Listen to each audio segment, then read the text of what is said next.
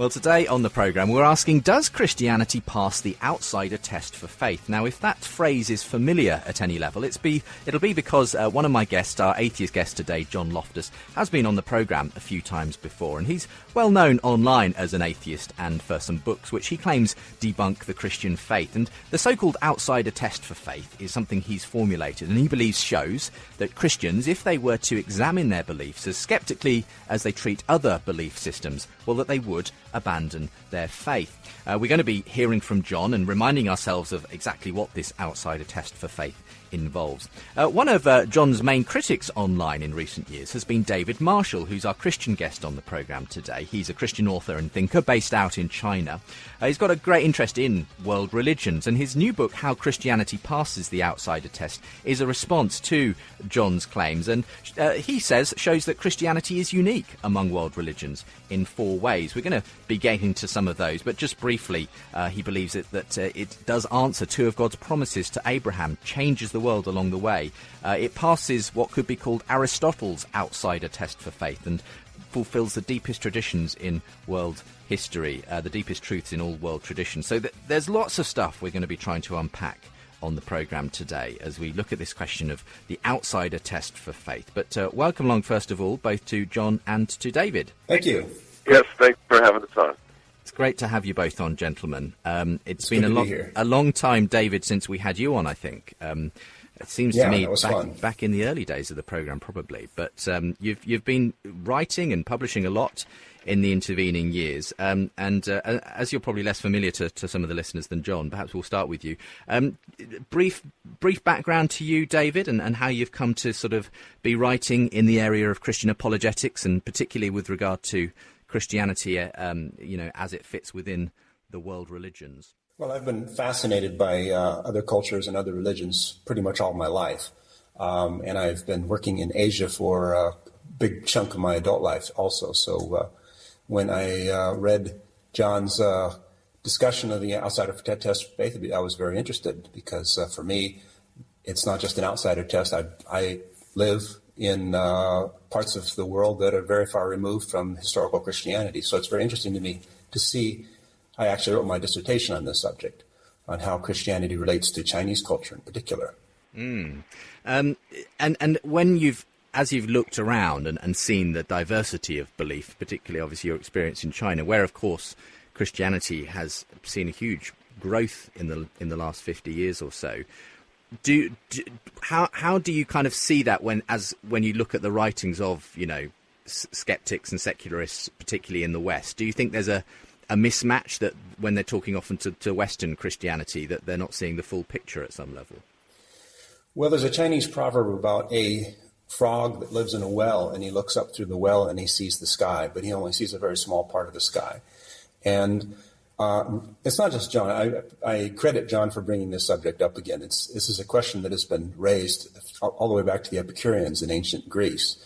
But it's a very important question, how Christianity relates to other religions.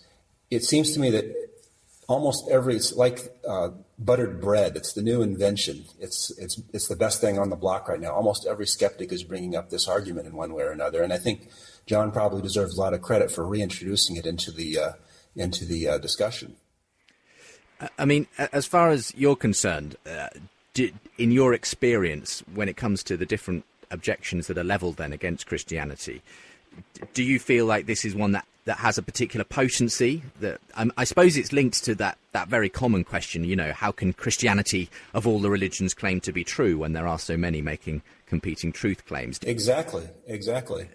So this is one of the big questions. Yeah, and so, I mean, are you finding that asked a lot these days? Do you find that asked in the cultures that you go to and visit, where perhaps another belief system is predominant?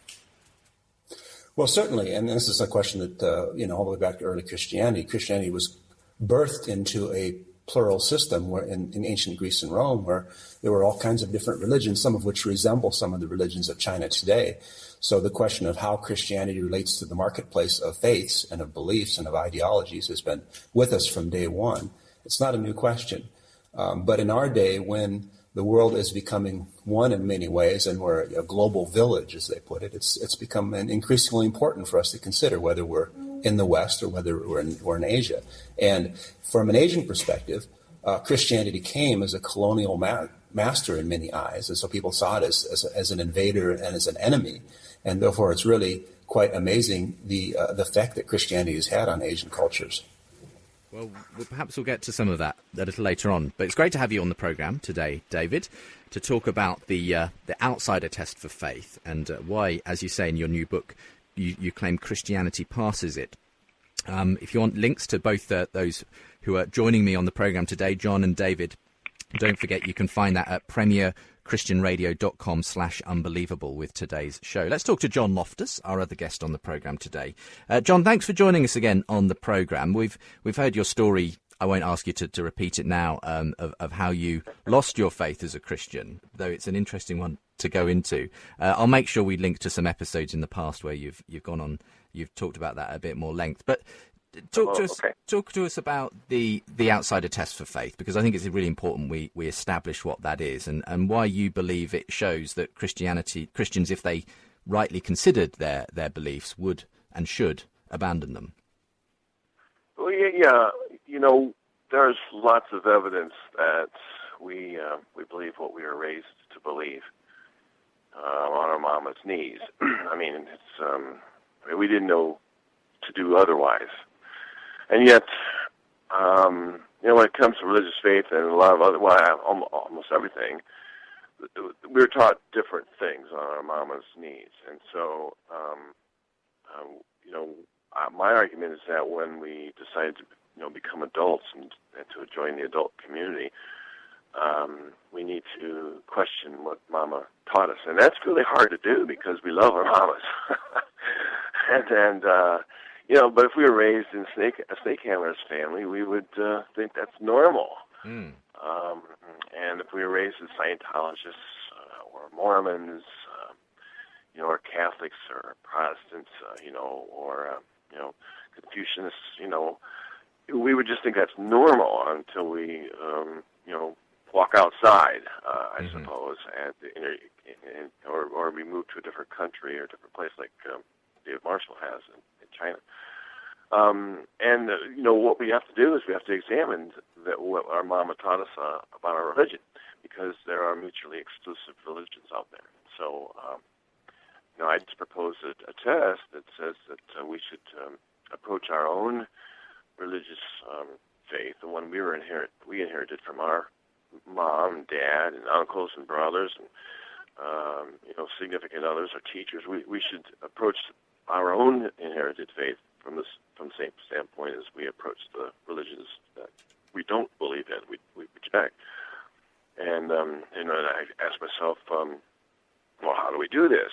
And we assume that those stories are false. I mean, you just talk to a Christian and you ask them what they think about Islam, and they say, well, that's wrong. They don't believe in Jesus, or, that's a mischaracterization, I grant you. But they'll say things like that. They don't even understand the religion that they reject. And when they do begin to understand some of it, they just simply reject it. Where's the evidence, they might say, or it just doesn't comport with what I believe, as if that's the standard, of course. But we have to ask ourselves whether or not that's a good reason to reject anything if the standard doesn't stand up to the same kinds of evidence that would be required to accept a different religion. So the outsider test of faith is simply a non-double standard for examining religious faith, and it gives the standard, and that is the same things that you would require of another religion,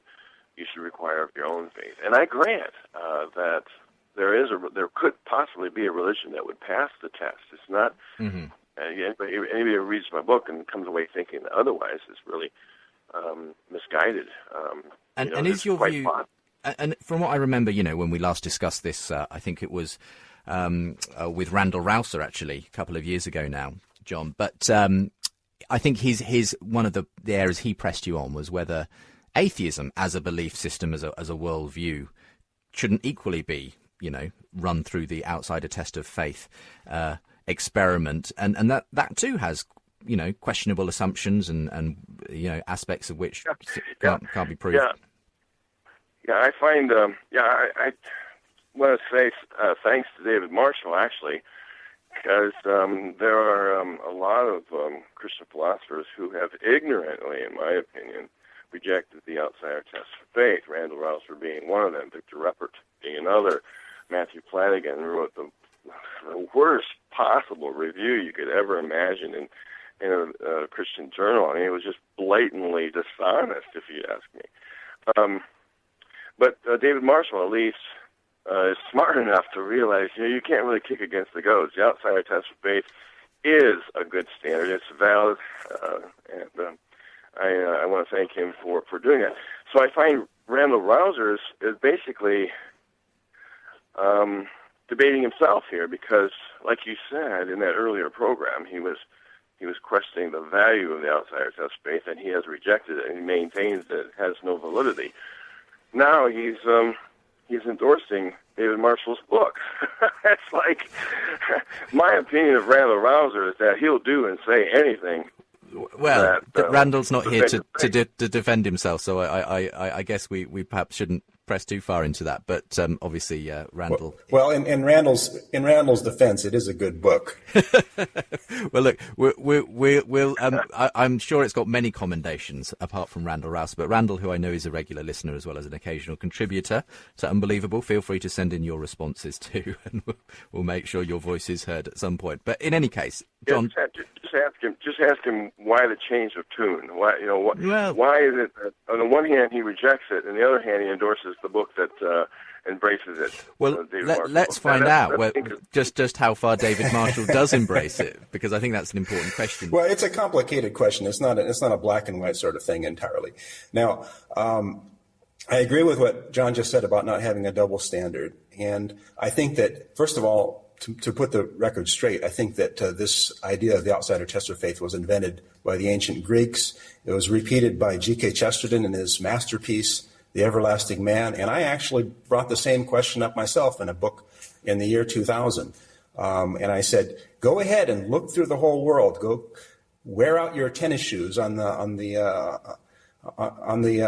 the libraries of Alexandria and Tibet and then come and see who Jesus is after you've looked at all the other religions in the world. So yeah, I do think, and I thought before I read John's interesting suggestion, that this is a very valid question to ask, very important question to ask. But I also agree with Randall that yes, I wouldn't say atheism per se. I would say secular humanism and communism, which are more developed ideologies. Well, they have some skin in the game too. Christianity should be judged in a more objective way. We should look at Christianity from the outside, as it were.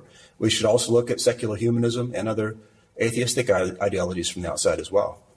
So you, in that sense, then say yes, there's a valid question on the table here. I mean, in the way that John has then spelt out the outsider test of faith and the reasons why he believes Christianity fails it, along with every other religion as far as he's concerned.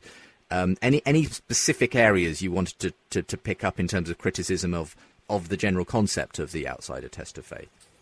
Well, besides the fact that we have to look at it, as John said, objectively, and we have to think of our own position as well as other positions, one of the problems is you have to consider the whole difficulty of converting in other religions. It's very difficult to get outside of your own skin. And in John's original formatting, his original description of the outsider test for faith, he said, well, why is everybody in Saudi Arabia a Muslim? Why don't they all become Christians? Well, the obvious answer is because if you become a Christian in Saudi Arabia, your life is in danger. I'm paraphrasing. I mean, we can look back at your original post, and if you put it more, if you want to get the exact quote on what you say, I don't have the exact quote before me. But Saudi Arabia was the context in which you raised the outsider test for faith originally. And that's particularly interesting because it points to the fact that this is not it can be very difficult to convert to other religions. So we have to take that into consideration as we consider why people outside of our faith or outside of the Western tradition don't become Christians. And at the same time, we shouldn't be naive about Western civilization either. It's not all Mama taught me this on my mother's knee.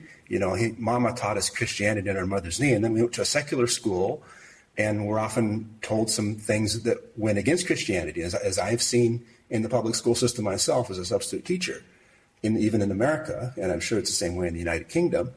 What we learned from Monday to Friday, 6 or 7 hours a day, is not necessarily in favor of Christianity. Indeed. Well, look, obviously, in that sense, it's not that easy to sort of simply be objective, and we would all convert if there was really enough evidence from Christianity and so on, because obviously different places and perspectives will have all kinds of pressures on them. I mean, do you want to come back on any of this, John, before we get into some of the... Yeah, go on. I understand that it can be hard to convert if you live in a Muslim country. I mean, I do understand that. My questions are, why is it that so many people believe what their culture teaches them? I mean, I understand that there may be unbelievers in Muslim countries, but why does so many people believe what their cultures teach them?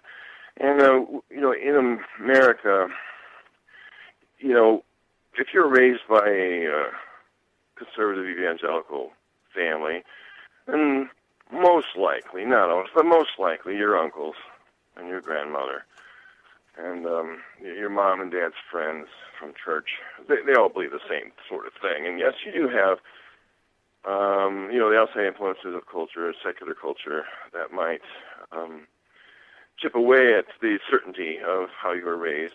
I understand all that. But there's also a lot in the secular culture that is Christianized, words and names and, cities and street names. Corpus Christi, Texas, in God we trust on the dollar, Pledge of Allegiance. Are you saying God, we somehow imbibe a Christian ethos and worldview through those parts of culture? We do come from a past, where the Puritans came and they wanted to escape some persecution, so the story goes, and I suppose that's true. And we have a lot of Christian symbols in our culture, and praying before town council meetings and things like that. And you get the idea that, okay, whenever the word God is mentioned, and that we believe in God, then the person who was raised by a conservative Christian family will always interpret that word God to mean their God. Sure. Yeah, we believe in that God, believe in that kind of God, and there's a lot that reinforces that sort of stuff. And to the degree, I say, that the culture reinforces that which your parents have taught you, then you're going to have that same sort of belief. I mean, it's just, you could just jump it up to 90-95% of the time that's going to happen. And that's my point. Your view is essentially that in the vast majority of cases, people who subscribe to a particular religion, it's not been via a process of rationally assessing the evidence for it and coming to a considered decision. It's something that's sort of, from the mother's knee, as you say, and is cultural and everything else. I mean, at some level, David, I'm assuming you're not going to disagree that, of course, a lot of, cultural stuff comes into the decision a person makes about what religion they subscribe to. Well, cultural pulls in all different kinds of ways, all different directions. And sometimes I find that Chinese can be a little more objective about it because they weren't raised in an objective and a fair-minded way and say, so why do you believe in God? And when they ask the question, why do you believe in God, they actually want to hear the answer. And a lot of times in the West, people have been programmed against Christianity. Many people have been programmed against Christianity. And there are some also who are programmed for Christianity. So in a sense, I do agree with John that it's good to take look at things from the outside. We can check our homework. The other kids can help us check our homework, and I think that's a good thing. Okay. I do want us to kind of get into the meat of your book, though, particularly, David, and your reasons why Christianity, if we kind of, take, in general terms at least, this outsider test of faith as a good way of trying to decide on what we should believe, why Christianity, as far as you're concerned, does pass it with flying colours. And we're going to come to that in just a moment's time. Just a quick reminder, if you're listening and you'd like to get involved on this discussion, be interested in hearing your responses to today's show. You can email me, unbelievable@premier.org.uk. You can also get in touch via the Facebook and Twitter accounts @UnbelievableJB to follow me on Twitter.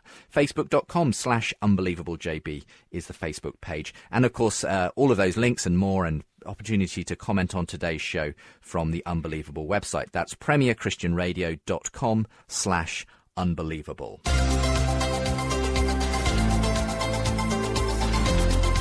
Unbelievable with Justin Brierley. So, David, just develop a little bit, at least. We're not going to be able to do justice to these huge topics, but essentially a main claim in your new book is that, in fact, Christianity, by sheer force of the way it has succeeded historically and globally in capturing hearts and minds, at some level does pass the outsider test for faith. And you link that as well to the promises of Scripture in the Old Testament, Abraham and so on. Just give us a flavour then of where this response to the outsider test is coming from. Yes, well, John speaks of thousands or tens of thousands of competing religions, and we have to be objective, and therefore there's a huge odds against our particular religion being true. But I think we can narrow that down a little bit by looking at the religions that actually have passed the test, not just in the subjective consciousness of an atheist from Indiana, but where the rubber meets the road in the real world, as belief systems spread around the world and people evaluate them given their own presuppositions. I think there are 5 faith systems that have succeeded. First of all, in the first way that Christianity has passed the outsider test is simply by raw success in winning minds and hearts around the world. And there are basically 5 belief systems that can be said to have passed that test to some extent, which would be, the first one was Buddhism. The second one is Christianity. The third would be Islam, which basically spread by violence, primarily. The fourth one is Marxism, which spread the same way. And the fifth one could be said to be secular humanism. And of those 5 belief systems, I think that Christianity has succeeded the best and has won more people in more different cultures. Why don't you include, just quickly, the Hinduism, for instance? Is it because it hasn't been a spreading religion, it's more been contained within where it began? Yeah, that's what I'm thinking. Although arguably Hinduism, because a lot of its ideas have spread pretty widely, you could possibly include Hinduism as well. Okay, but okay. So you've said all 5 of these that you lay out have had some success in being adopted, around the world. So, is there any reason why Christianity stands in any way head and shoulders above those others, or is it just a competing marketplace? Well, it's spread further, and it's been adopted by more people. So if we're going to, and also because Islam and communism spread mostly through violence. Now, I think there's a core truth to both Islam and communism that people recognized, and therefore that helped it to spread further, because Islam, a lot of people around the world recognized that there was one creator God, and that was helpful for the spread of Islam. And a lot of people recognize the need for justice, and they recognize the injustice of the Industrial Revolution in certain periods and colonialism, and that aided in the spread of communism. So there's truth at the core of both of those religions, but force and violence were their main weapons. They spread by the sword. Buddhism spread peacefully, but it utterly transformed when it came to East Asia. So what actually spread was not necessarily the original teachings of Buddha. Secular humanism has maybe not quite had as much success. Mostly secular humanism has also spread peacefully, but it hasn't quite gone as far as Christianity. So this is kind of a rough way of comparing belief systems, and I'm not saying that it's a real strong. And just before we come back to John for his response, why then does the success of Christianity at some level mean it passes the outsider test for faith? I think that's the dot we need to join here. Why does that mean that it is objectively, as it were, makes more sense, if you like, you're objectively allowed, if you like, justified, let's say, believing in Christianity because of this fact of its success? Because each time Christianity passed a new cultural barrier, from Israel to Greece, from Greece to the different parts of Europe, from Europe to India and different parts of the world, each tribe in Africa, they had to evaluate from their point of view and say, is this something that fits with what we believe? Is this something we can believe given our presuppositions, given our understanding about life? And the fact that rational human beings decided that, yes, Christianity did work for them, that it seemed reasonable for them to accept, it should give us pause. I'm not saying it's proof of anything, but I think it should give people pause. Well, that's a great place to start. And with those thoughts in mind, we're going to take a quick break and come straight back to John Loftus, who is the originator of this so-called outsider test for faith that David Marshall, our Christian guest, is responding to. So come back with us in just a few minutes' time as we go to the second part of today's Unbelievable, asking why Christianity, among all the world religions, deserves to be believed and can it, as it were, hold its own against all the other belief systems that are out there. John Loftus says no, it can't, and for that reason we should reject them all. They don't pass the so-called outsider test for faith, and we'll be back discussing this again in a moment's time here on the show that aims to get you thinking unbelievable. Premier Christianity, for cutting-edge commentary and encouraging stories. Tackling the big issues to help you live out your faith. With the film version of best-selling erotic novel 50 Shades of Grey set to hit UK cinemas, in the latest magazine we examine the new permissiveness in pornography. Labour leader Ed Miliband sits down to talk to us about church, and we find out why an evangelical church in Cairo has had a miraculous role in healing Egypt's recent political turmoil. All that plus interviews, news, reviews, and your favourite columnists. For your free copy of Premier Christianity, visit premierchristianity.com/free sample.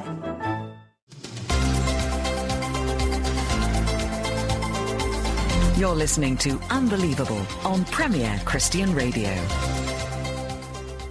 Welcome back to the second part of today's programme, Unbelievable, with me, Justin Brierley. Don't forget, this show brought to you in association with Premier Christianity magazine, where I'm the senior editor, all part of Faith Explored on Saturday afternoons here on Premier Christian Radio. And if you want to find out more about my guests, past shows, features, resources and much, much more, do visit the website of the show. That's premierchristianradio.com/unbelievable. Today on the programme, we're asking, does Christianity pass the outsider test for faith? What is that? Well, it's the terminology has been developed by John Loftus. He's well known as an ex-Christian, now an atheist online, and for his books, which he claims debunk the Christian faith. He formulated this outsider test for faith, believing that Christians, if they examined their beliefs as sceptically as they do other belief systems, would and should abandon their faith. Well, that's not the way David Marshall sees it. He's my Christian guest on today's programme. Based out in China, he's been a student of world religions in many ways, and his latest book, How Christianity Passes the Outsider Test, is a response to John Loftus, and he believes that in multiple ways Christianity is unique among world religions and should be taken seriously for that reason. So we were hearing just in that last section, John, one of the prime reasons that David believes that we should take Christianity seriously is because of its raw success. It has, if you like, passed the test by going into multiple different cultures, being accepted, adopted, and so on. Should that give us pause for thought and make us consider whether Christianity perhaps does have a uniqueness, a power that makes it pass the test? Yeah, there's a lot I could say in response. First of all, I mean, if you give me a moment or two, equal time, if you will. Sure, yeah. First of all, which Christianity? Each of these different cultures are embracing some of Christianity and some of their own traditions and beliefs.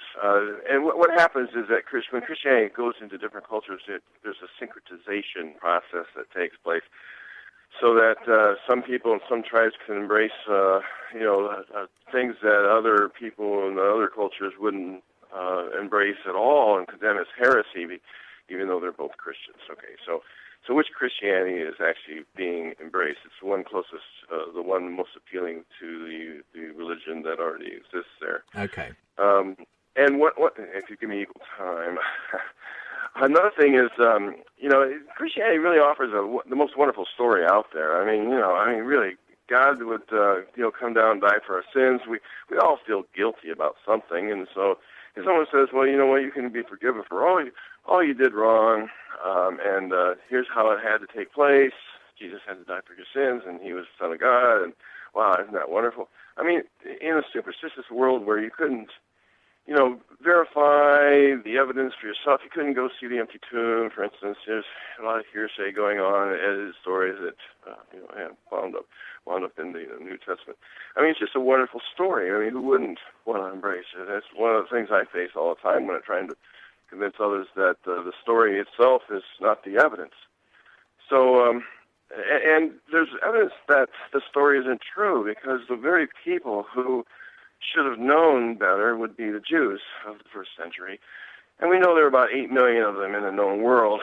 And David Sims, a scholar I linked to in my book, he calculates that by the end of the first century, only 1,000 Jews were Christians.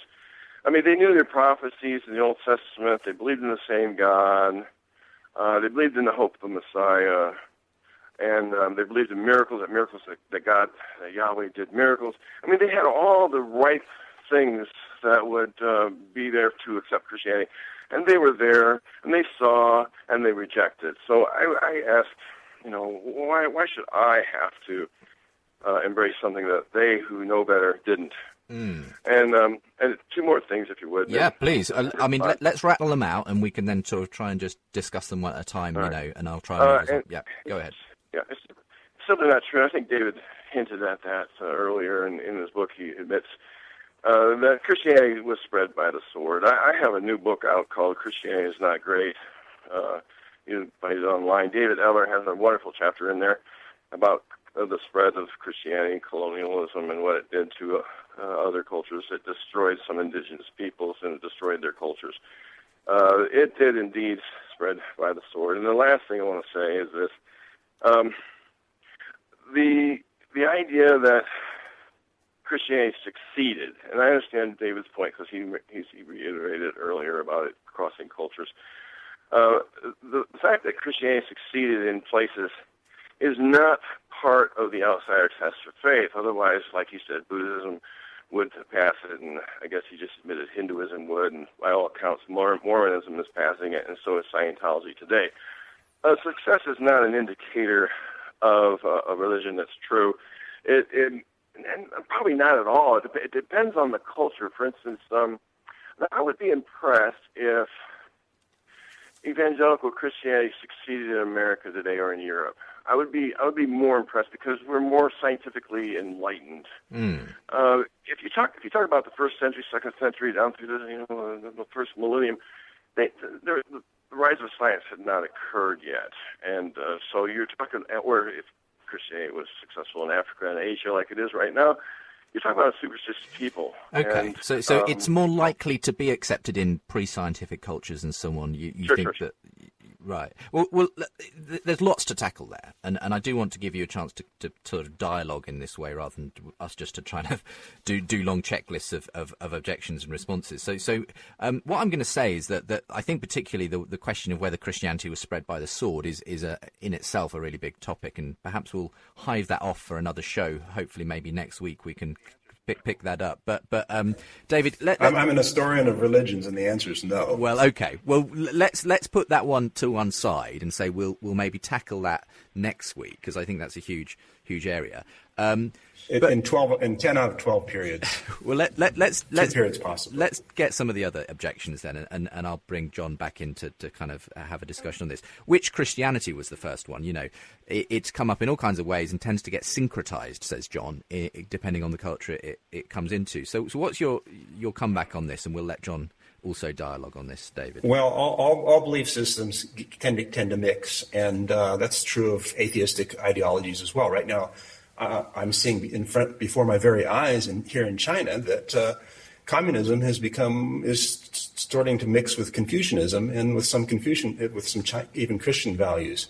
They have a campaign right now where they put core socialist values all over the place here on the street corners, and those core socialist values are actually more Confucian values with a little bit of Christianity mixed in, and quotes from Confucius and translated by a missionary by the name of James Legge. So that's true of all belief systems, but Christianity tends to syncretize less than Buddhism or communism, I think.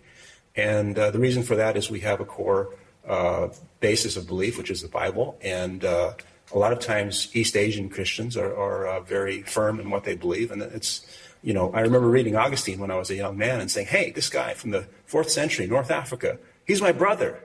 He's my brother. So many cultural divides between us, and yet I recognized his faith and what he was saying. Maybe we didn't agree on everything, but I recognized him as having something core in common with me. So you don't see it as bad as John paints out in terms of the I don't think the it's as bad as differences John says. I mean, there is syncretism, there are cults, but Christianity itself, the core I think one of the Christianity things some people are worried about is the rise of a sort of very, I don't know, prosperity-driven type of Christian focus in some parts of Africa and so on, that maybe is buying into a certain type of Christianity from the West. Well, around the fringes of when every religion spreads, around the fringes, there's always things like that. So I admit that. Well, let's hear from John. Go on, John. Thank you. It happened in the first century. Bart Ehrman's research into first century Christian beliefs, he says they were more diverse than they are today. In a book called Lost Christianities, and it's quite fascinating to read. There was a real war of ideas which Christianity would be predominant. So it's been there from the first. Okay. Any response? Well, Ehrman tends to think that the Gnostics were Christians too, which I wrote a book specifically refuting that. So I would definitely just disagree with Ehrman on that subject. I mean, what about this fact that, and it's interesting to hear you say this, John, and I remember when I first interviewed you, you said the same thing, but Christianity is a wonderful story. Who wouldn't want to believe that God came and died for our sins and so on? It's about, so it's kind of inevitable that people will want to believe such a lovely story. Any response on that, David, and then I'll bring John in again? People have mixed motives. And a lot of times the people who end up becoming Christians didn't want to originally. It's very interesting to read the stories of people who convert to Christianity. A lot of times their stories, they're very diverse, and the reasons they come to faith in Christ are very diverse. And their motives are almost always mixed. So it's not an either or sort of thing, I don't think. But for Christianity to spread into other cultures is incredibly difficult for a new faith, people with long noses and white skin and speaking the language poorly, to bring their faith into your marketplace and say, hey, this is the truth, and it connects with your beliefs somehow. That is an incredibly difficult mission to accomplish. Okay, John. It's not easy. No, really, I mean, David is in denial. Just read David Eller's chapter on how Christianity actually spread. So, Constantine, for instance, he saw a cross in the sky, so to speak, and he said, "Okay, now all you Christianities, you come together, and I want to have one, government or one religion, and you guys fight it out." And they did, and forced through 8 centuries. I mean, there were wars that obliterated other peoples, and the winners of those wars were settled by 4 patriarchs and 3 queens and a host of forces. So the doctrines that David now embraces and a lot of other Christians were the result of these wars, a lot of bloodshed. And that's just the start. That's just the start of Christianity. So, no, he's just in denial. That's all I got to say about that. I mean, just read the chapter, read up on the literature. Okay, David, a response on that one? I think there's a pretty objective and very scholarly book, Fletcher, I can't think of the first name at the moment, called The Pagan Conversion or something along those lines. It's very interesting. It tells the whole story of how Europe converted. As I said, there are 12 periods in which Christianity has really run wild. And of those 12 periods, two of them you might possibly say that force was a factor at certain times. The conversion of Northern Europe might be one of those. But the original rise of Christianity was not. Most of the time, no. Christianity has spread because people wanted to believe. And actually, when people used force to force people to believe in Christianity, often it created a Christo-paganism sort of thing in which people were really not that pious, as Rodney Stark shows in his article, Secularism, Rest in Peace, R.I.P. He shows that in the Middle Ages, when people were forced, in some cases, to believe, they really didn't believe very much because there was a monopoly of belief top down, and that really doesn't produce much faith. It doesn't. There's an author that Christians love to quote, His name is Philip Jenkins. He's written several different books. And they'll quote him on this topic and on that topic. But he wrote a book called The Jesus Wars. Here's a subtitle: How 4 Patriarchs, 3 Queens, and 2 Emperors decided what Christians would believe for the next 1,500 years. I submit that book as a rebuttal. That's just the first. That's just. I mean, Philip Jenkins recommended 2 of my books, by the way.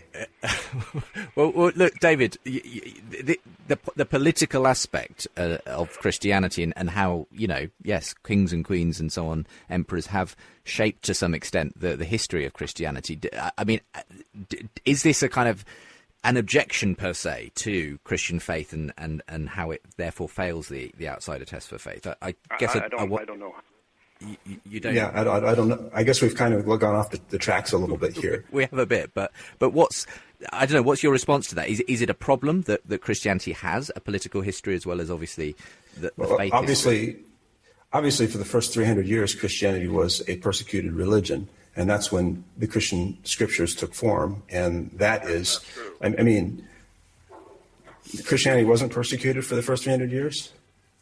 Candida Moss's book says, argues very cogently that those stories were concocted. That is, they were made up by Christians. The martyrdom of Christians and the wide-scale persecution of Christians was just a made-up tale. Well, Christians were not persecuted for the first 300 years. Is that what you're claiming, John? Are you on the record here? There's always some persecution. In fact, the very fact that there were wars over what Christians would believe would be indicative of the fact that those who claimed to be Christians were persecuted and killed. But the winners of those wars decided church orthodoxy for the next 1,500 years. So yeah, there was some persecution of people. There was a great deal of persecution over the first 300 years, but the main point here is that Christianity did not spread by violence in the first 300 years. It took form, took shape, and the canon was developed during a period in which Christianity was a persecuted minority religion. And that's, for me, Jesus Christ is the norm. I mean, I feel like we can come back to the issues around how Christianity spread and whether it was by the sword and so on. Maybe pick those up, as I say, next week again. But a significant one again, and sorry to move it on at a fair pace, but was this other objection John has, that as far as he's concerned, there was hardly any take up by first century Jews of this new religion, the fulfillment of Judaism as it was claimed.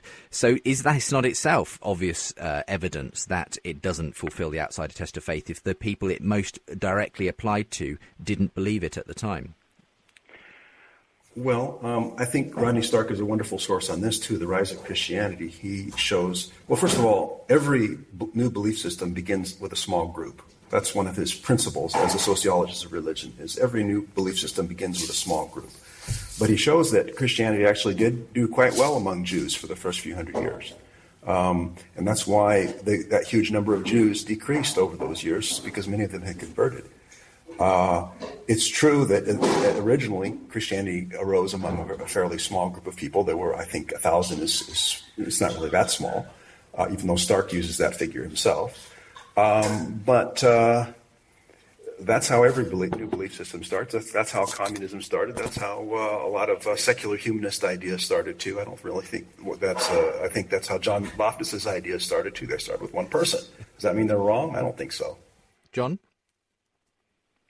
Well, the point is missed by David, and the idea that the Jews who were theists, I mean, they were theists in every sense of the term, as Christians were later. That is, they believed in God and miracles and prophecy, and they were the owners of the text themselves. They lived in the same era, they lived in the same time period, and they overwhelmingly rejected it. David Sim's S-I-M, apostrophe S, article in page 248 of my book, I footnoted, he talks about how many Jews there were at the end of the first century, concludes there were 1,000. Now, that just doesn't seem to be a very good conversion ratio when there's 8 million Jews in the known world at the time. They overwhelmingly rejected the Christian faith. And I think that's significant. I don't see why I should believe if they didn't. They were there. Why didn't they believe?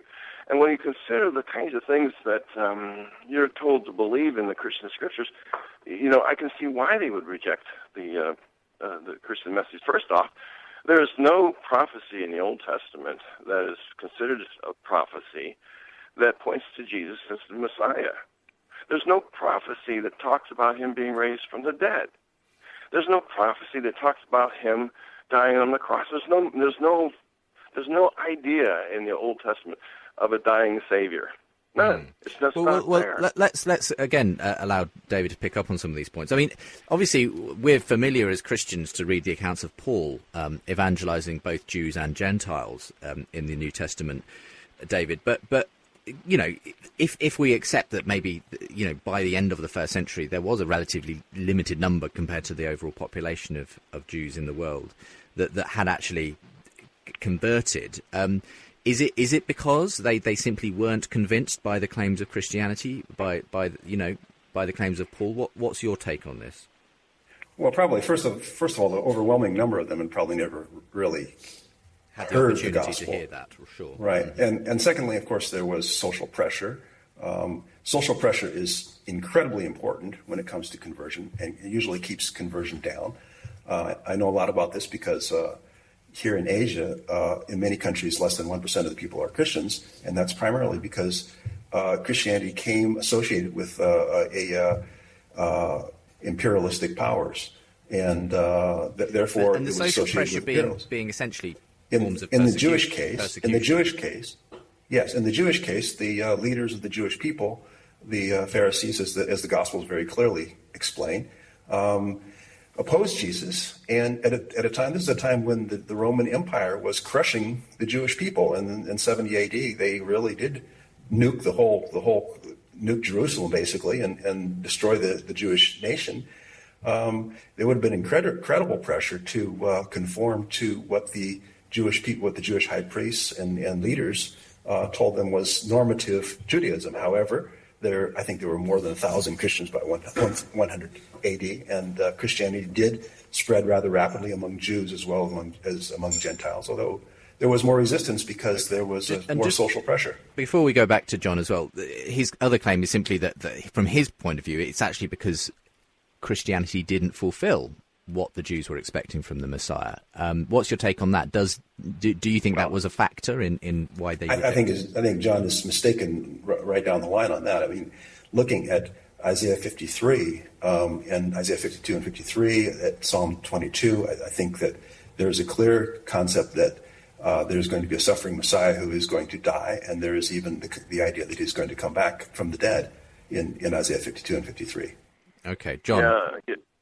Any scholarly exegesis of the suffering servant passages leads to the idea that the suffering servant is Israel itself. No, absolutely not.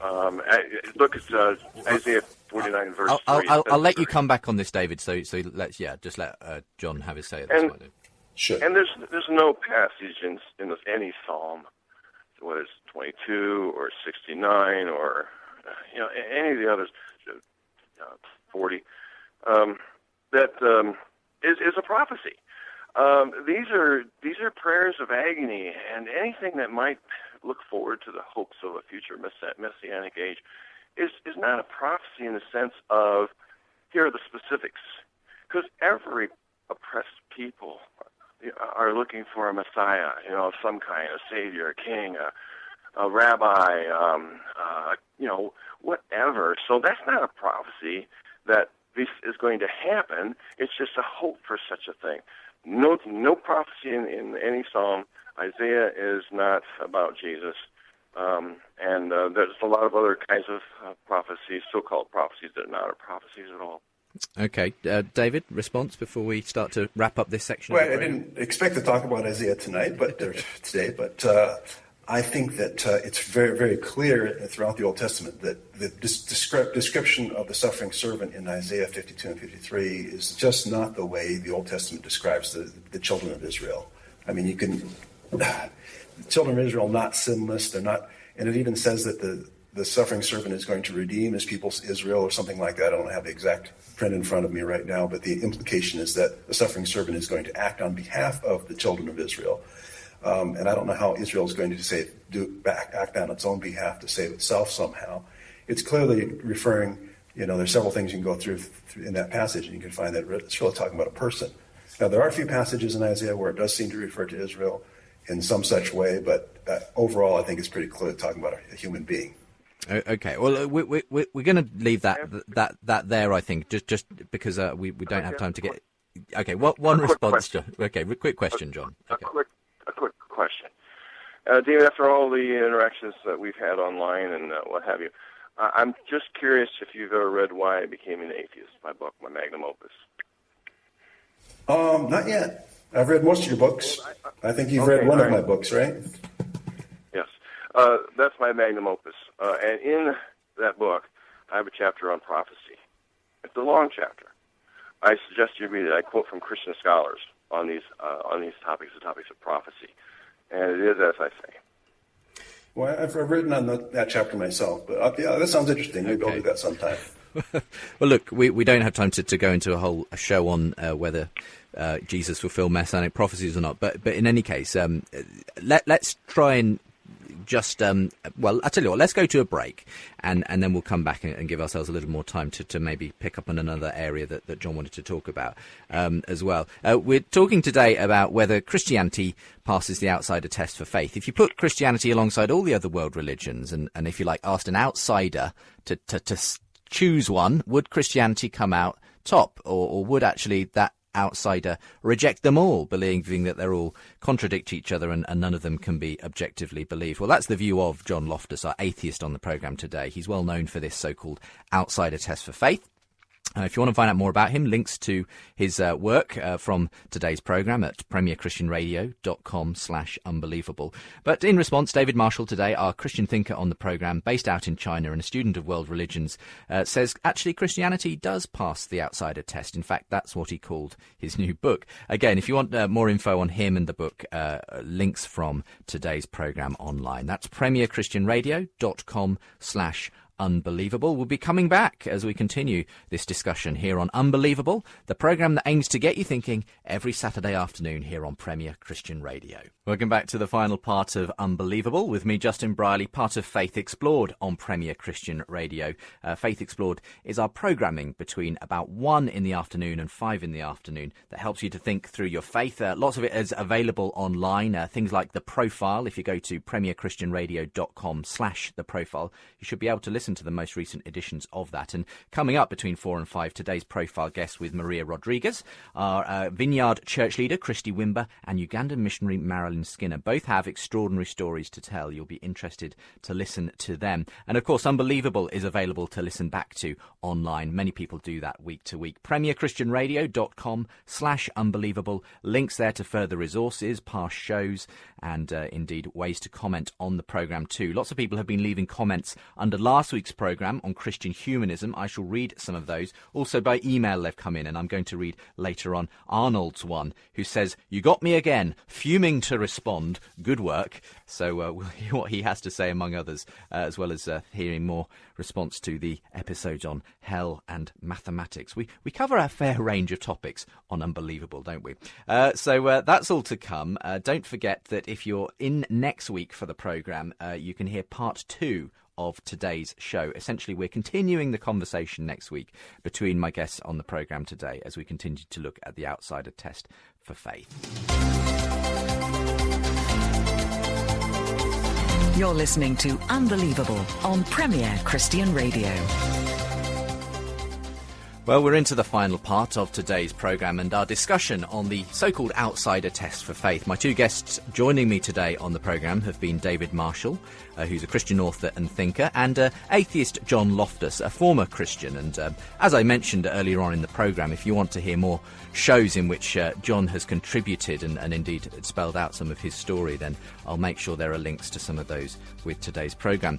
In the meantime, we've been going around lots of different objections positions, counters to and fro on this question of whether Christianity, is rationally adoptable, in different cultures and situations, and whether it's spread by force or whether it was adopted, because it fulfilled people's need for God and because the story is eminently believable. And we got to a point, I think, David, where we'd covered off a number of issues that John brought back to you when it comes to why you do believe Christianity passes this so-called outsider test for faith. But in the end, he said the fact that Christianity succeeded, which is a fundamental part of what you've said today, is not part of the outsider test of faith. That doesn't tell us actually anything about its truth and whether it actually is objectively believable. Well, Aristotle said that aside from checking things directly, scientifically, he said that we can also ask the old, the wise, and the skillful about truth, and we can find truth indirectly that way.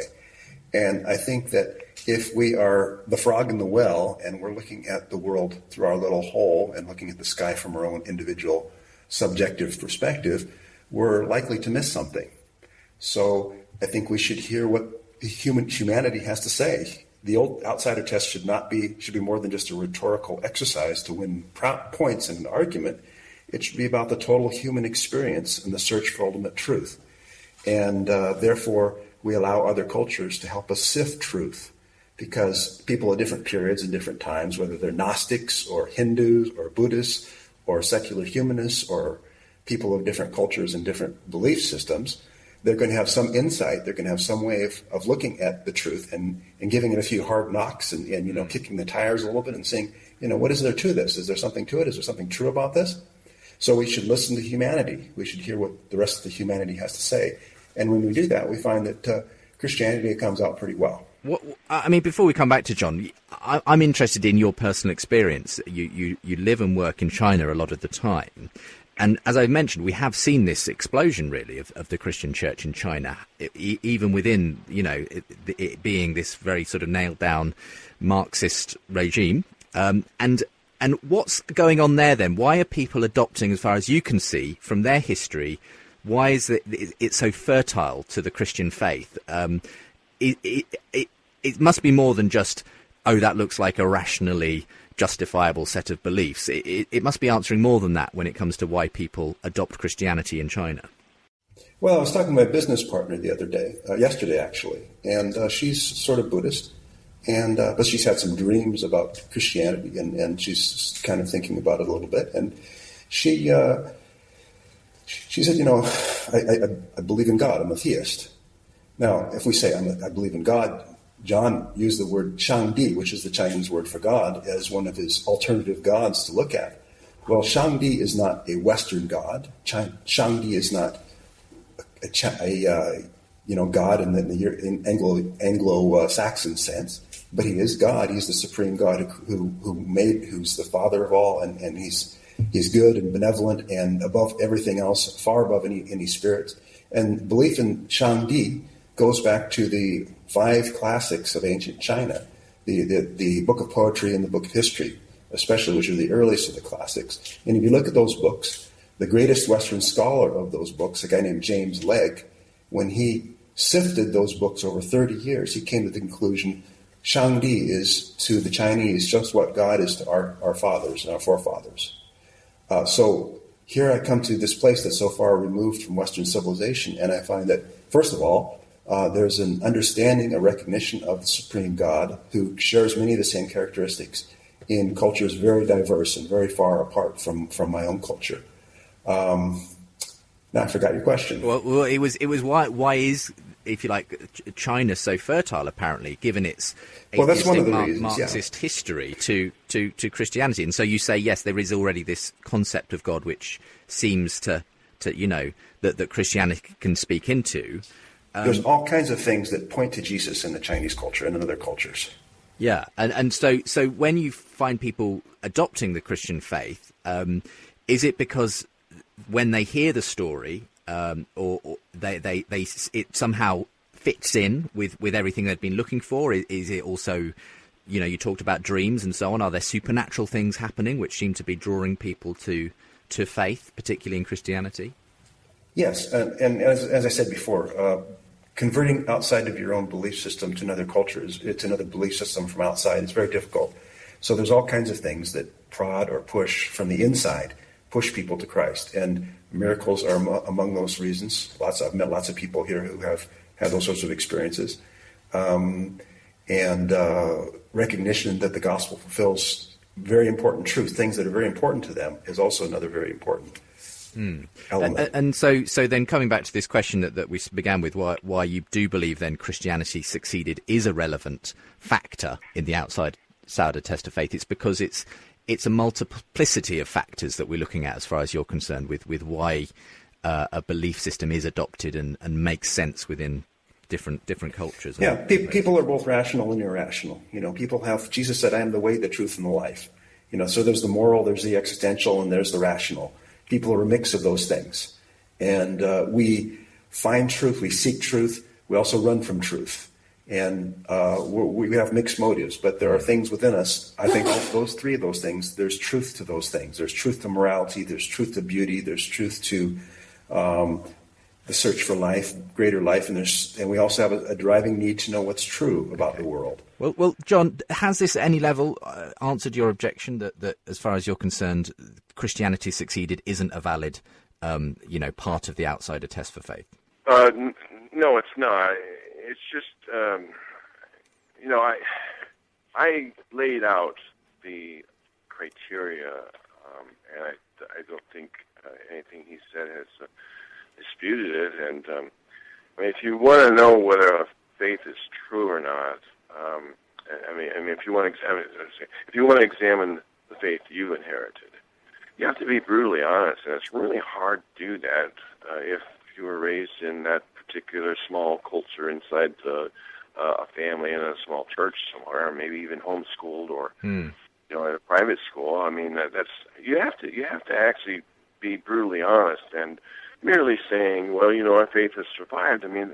When other faiths have survived, by David Marshall's own telling of the story, that cannot be a rational way to evaluate faith. On page 21 of my Outsider Test for Faith book, I laid out the criteria, and that is you have to assume that your faith has the burden of proof. You have to adopt the methodological naturalist viewpoint by which one assumes there is a natural explanation for the origins of a given religion. That's what we do with Mormonism, for instance, and Scientology. And 3, you have to demand sufficient evidence before concluding a religion is true. Just because a religion grew doesn't mean that the people who first adopted it did so based on sufficient evidence. We know that's not the case. I guess what David's saying, though, is, and he might want to answer those points, but is that it's not just about, if you like, the textual and historical evidence. It's about whether this worldview answers the moral and social and all kinds of other questions that people might be bringing in when they decide whether they're going to become a Christian at the end of the day. Well, somebody once recently said to me, hey, you can't really accept evolution because if you did, then all morality is thrown out the window. That's what the comment was. And I said, what's that got to do with the evidence for evolution? Sure, See, yeah. That actually has nothing to do. Either evolution is the case or it isn't. Consequences come what they may. Now, I don't think that, of course, morality is thrown out the window. Yeah, obviously. I think again, though, a Christian could easily come back and say, well, who's a theistic evolutionist, that they don't believe morality goes out the window because they also believe God can be, in part of that system. But David, any responses to this before we have to start to draw things to a close? Yeah, on what John said on that page was that at best there can be only one religious faith that's true, and Christianity doesn't necessarily agree with that because we think Judaism is also true. But he says that the outsider test adopts the methodological naturalism point of view, which seems to prejudice things a little bit, in which we assume there is a natural explanation for the origins of one's religion, as he just said. That seems to prejudice things in the direction of secular humanism. I think we need to be a little bit more objective, a little more fair in how we formulate the outsider test. Because that would automatically discount the resurrection of Jesus Christ as being a valid. At least it would put it, it would be much more skeptical towards naturalistic, non-atheistic perspectives than it is towards its own. What do you say to that, John? Well, you can adopt methodological naturalism and test for the efficacy of prayer.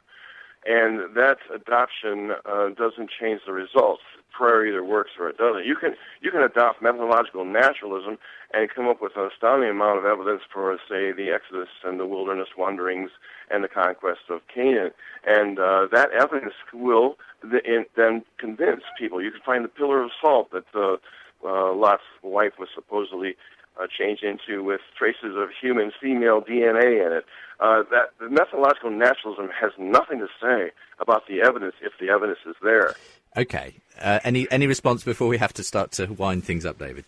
Well, that's not exactly the way he puts it, but we'll skip that one for now. Okay, well, look, it's been really interesting, but we've got another crack of the whip, another bite of the cherry next week, because I'm going to get you guys both back in for next week's programme as we continue this. So much area that we haven't covered, and it is a huge one. So appreciate you both being able to join me today from different time zones. We're very much a multinational, intercontinental show today, as David Marshall in China, John Loftus in America, and me, Justin Briley, here in a studio in London, talk about the outsider test for faith. It's been really interesting getting your perspectives today, gentlemen, and we'll continue this conversation same time next week when we open up areas around, I think, whether your contention, David, that Christianity fulfills the expectations and longings of many world religions is again evidence of it passing the outsider test for faith. But in the meantime, we'll say goodbye, and if you want to get any more information on John and David, as I say, to the Debunking Christianity website that John Loftus runs, or David Marshall's writings, just click onto today's show online at premierchristianradio.com/unbelievable. In the meantime, thanks both, gentlemen, and I look forward to chatting with you again at the same time next week. Thank you. Thank you.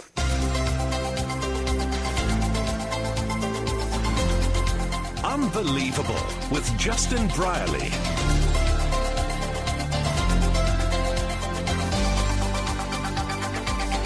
Well, time to get to some of your feedback to recent editions of the programme, and we're going to be hearing about the show that started off the new year on hell, and we had a debate on annihilationism, the view that, if you like, the unsaved simply cease to exist, and eternal conscious torment, the traditional view that there is a never-ending state of torment for the unsaved. A theological show, not an easy subject, but one that there was a very robust discussion on.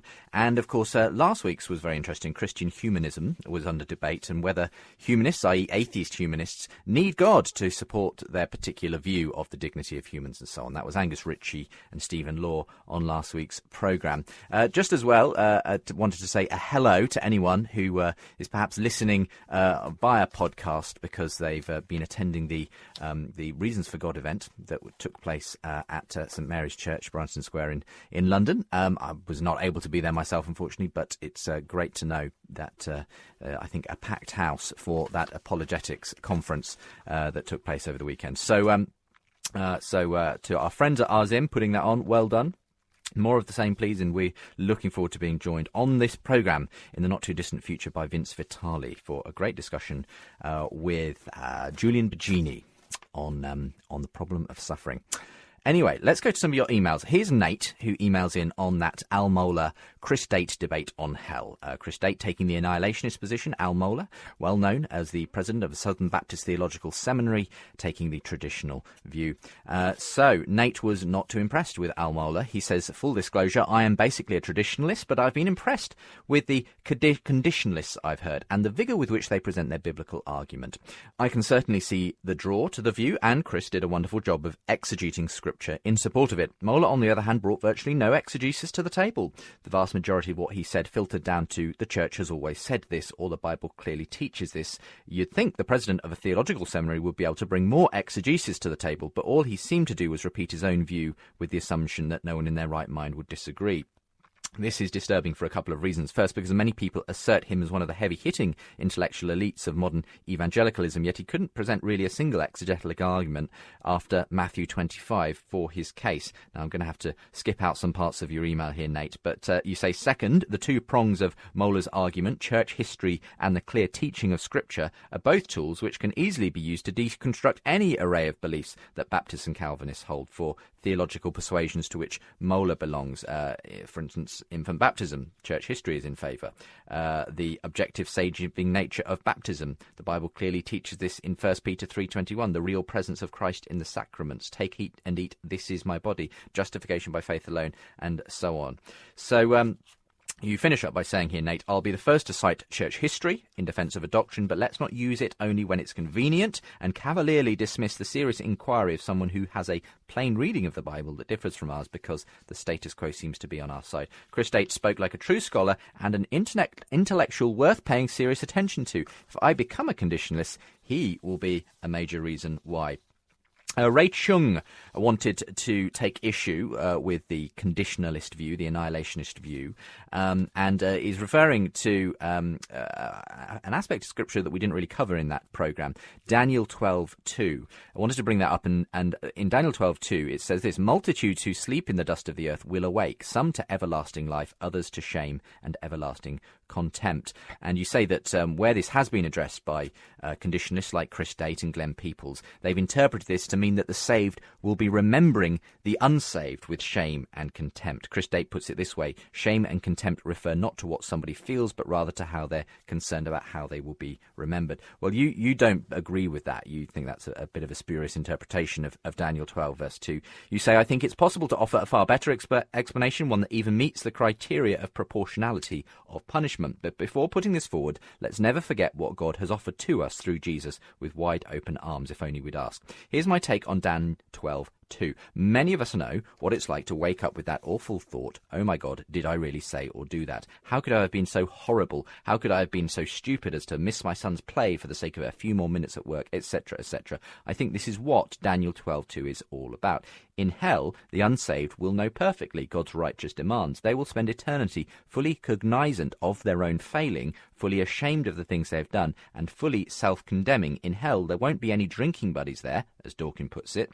Hitler and his SS henchmen won't be slapping each other's backs, plotting further atrocities with glee. Instead, they'll be all alone, for community is a gift of God, and that's gone. They'll be in darkness, for only their own gnawing thoughts to dwell on. For eternity, they will not be able to remember the good moments, for goodness belongs to God, and since they've rejected God, all good memories are gone forever. The unsaved will experience the pain they've caused as if they were seeing and feeling it through their victim's eyes. For the majority, it will just be the low-level numbing and gnawing sadness that they uttered unkind words or did unkind things or failed to do kind things. For the Hitlers of this world, they will feel keenly and graphically the torment of those they tortured, the sheer anguish and pain of those having family members torn from them. And so it goes on. So you end up by saying that you really think that Rethinking Hell has got Daniel 12:2 wrong. I don't think it points to annihilationism at all. And you also make important points about the fact that for anyone for whom that idea of that hell that you paint there, Ray, is one that they don't like, well, that Christ has made away from it. The above explanation helps us to understand the immensity, depth and cost of the statement. As far as the east is from the west, so far has he removed our transgression from us. Okay, thank you very much. Let's talk about other programmes, and specifically last week's, where we had Stephen Law, atheist philosopher, and Angus Ritchie, who has helped to write a report for Theos on why humanists need God. Steve Pond says, another very good discussion today, as I made my way round Waitrose doing the big shop. Angus and Stephen certainly made their points well and allowed time for each other. Thank you for the moderation. Angus's main point is, of course, that principles of humanism have firm foundations when built on Christianity, and Stephen questioned that. I'd be interested in another show, taking it further, and see how Angus ties the matter of human dignity, etc., with the evolution of man. If humanism has a firm foundation on Christianity, let's just take one further step back and ask, what foundation does Christianity have on the evolution of our species on the African plains all those years ago? We don't, in our history, as far as I'm aware, find a Garden of Eden, an Adam and Eve, first human child that's in the image of God, where its parents are not. So if I accept what Angus wants me to, I am then accepting something that actually has no basis of truth in the history of our species. So that's what you wanted to point out, Steve. You finish your email saying, I finished the show with a complete misquote of John F. Kennedy ringing in my ears. We choose to go down the path of humanism, not because it is easy, but because it is hard. It is a challenge we are willing to accept and not postpone for another day. May I add that, of course, taking the Christian approach also can bring its difficulties. Humanism has no sole claim to such things.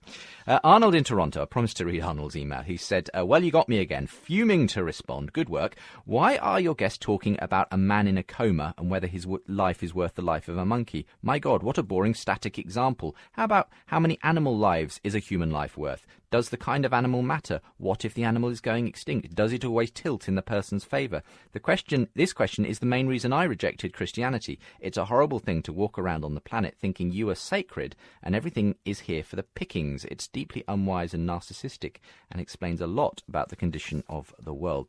Well, if that's the reason you rejected Christianity, Arnold, I have to say I just have a completely different conception of, yes, I do believe humans have a inherent unique value being made in the image of God. I don't think in any way that means that everything is here for the pickings, as you put it. I think the Bible very clearly speaks against that in Genesis anyway. But there you go. Thank you for getting in touch. Just quickly then, some comments that came in underneath the show. You can find it online and add yours as well. premierchristianradio.com/unbelievable to add your comments to last week's programme. Maddie Gurubai says, I really appreciated the argument provided by Angus and which Stephen basically concurred on. It seems that the atheist humanists need to rewrite their doctrinal statements or to offer an exposition which clearly insists there is nothing special about humans other than by virtue of the summation of their capacities. At least the ones in Amsterdam and their chums do. I'm not at all sure why man being created in the image of God is inconsistent with a view of capacities, though. The discussion didn't get into that. I mean, does the Christian position require us to say humans are special because of their species boundary? Why? When we argue about what it means to be made in the image of God, then why shouldn't that include capacities? Indeed, it often does when I've heard it discussed. God is love, God is moral, God is creative. Christians often pick up on these and argue that that is why humans love, are moral, and are creative. Maybe Christianity and atheism can diverge so far on this point we can actually find they meet round the back of the issue. I've always thought atheist humanist precepts and doctrines, whatever they're called, are rather arbitrary, but it was very surreal to see them attacked by an academic atheist like Stephen Law. Full marks to Theos for helping the humanists work things through. Then you had a bit of conversation with one of our other contributors on the site as well, which was interesting to see. Here's another one who wanted to give their point of view. Did Stephen Law actually read Angus's paper before showing up? He basically agreed with both points on human dignity and human reason and spent the rest of the show wittering about why he doesn't like theism. Fair enough, Stephen, we get that, but it does feel like the guys at Theos are helping atheist humanists with their thinking here. Most notably, the broad church of atheism seems to disagree within itself what are the very foundational tenets of so-called atheist humanism.